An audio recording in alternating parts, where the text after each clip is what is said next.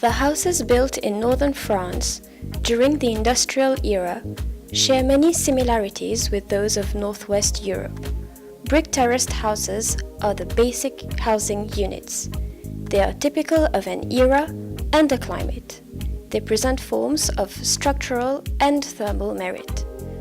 Today, the observation is irrevocable.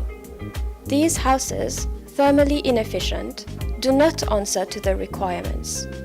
To radically reduce CO2 emissions and fight fuel poverty, their rehabilitation is essential. The houses of the industrial era, so-called 1930s houses, were built in rows from standardized elements, red terracotta bricks and standard sections of timber frame. The state and the region aim to carry out 50,000 ambitious energy renovations every year, a quarter in social housing and 3/4 in private housing. It targets the renovation of 1,900,000 homes by 2050. However, the current means do not make it possible to achieve these objectives. A radical change of method is required. The subject of the Solar Decathlon proposal for the Habité 2030 team lies at the crossroads of technical, technological, urban, human, and educational fields. The value of the heritage of 1930s houses is diverse. It reveals a side of local history. Some inhabitants are attached to the mark of time, to the authenticity and the architectural and decorative features of their houses, which are often completed by a garden. Nevertheless, these houses have different pathologies, which are the subject of our proposal for the Solar Decathlon competition. La chaleur s'échappe de partout ici, c'est insupportable, que ce soit par les fenêtres ou les combles.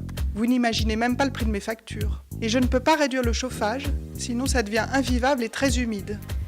La nouvelle paroi isolée peut agir comme moteur de la réhabilitation. La mutualisation des ressources, des moyens de récupération et de production peut améliorer l'efficience énergétique de la maison. Notre extension se dégrade et l'eau s'infiltre à l'intérieur. On a bien essayé de réparer, mais en cas de gros orage, c'est une catastrophe. Nous avons l'intention de déployer la maison vers l'extérieur en intervenant sur le toit et la façade arrière. Cette stratégie d'épaississement des parois aboutit à la création d'une nouvelle peau extérieure, présentant des espaces flexibles et adaptables par les habitants, en interaction avec l'intérieur de la maison. Nos maisons sont étroites et profondes.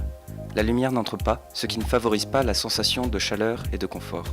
Notre objectif est de trouver une solution d'isolation alternative qui permette de favoriser le confort thermique en hiver comme en été. Nous préférons nous concentrer sur la sensation de confort. Aussi, nous essayons de traiter la question sous l'angle de la temporalité. Pour me garer, je dois chercher une place pendant 10 minutes. Et circuler à pied est aussi compliqué qu'en voiture à cause des poubelles qui traînent sur le trottoir. Dans notre projet, nous requestionnons la notion de mobilité et notamment la place de la voiture en ville. All these pathologies led us to the construction of an archetype, which represents the characteristics of a 1930 house. Shared with all the partner schools, it allows us to define clear problems and to work on digital simulation and, in real-life situations, to propose improvements. Before producing more energy, it is necessary to reduce its consumption. Reducing consumption means first and foremost insulating. We cannot insulate from the outside, street side, while on the inside, inhabitants do not want to lose floor space. Above all, we can create a large glass roof that will provide shelter, create warm air, and offer new ways of living according to the seasons. Even in the best of cases, we will not be able to be autonomous because, in winter, when our needs are greatest, we do not receive enough sunlight. We will mainly focus on solar hot water production. Finally, the glazed extension preheats and purifies the fresh air of the house. The house must live according to solar cycles. When the climate grows warmer, the house will open up. When it is cold, we will withdraw and isolate. We must no longer think of the house as an isolated unit in the middle of a mega industrial network, but as one with its neighbors in its neighborhood.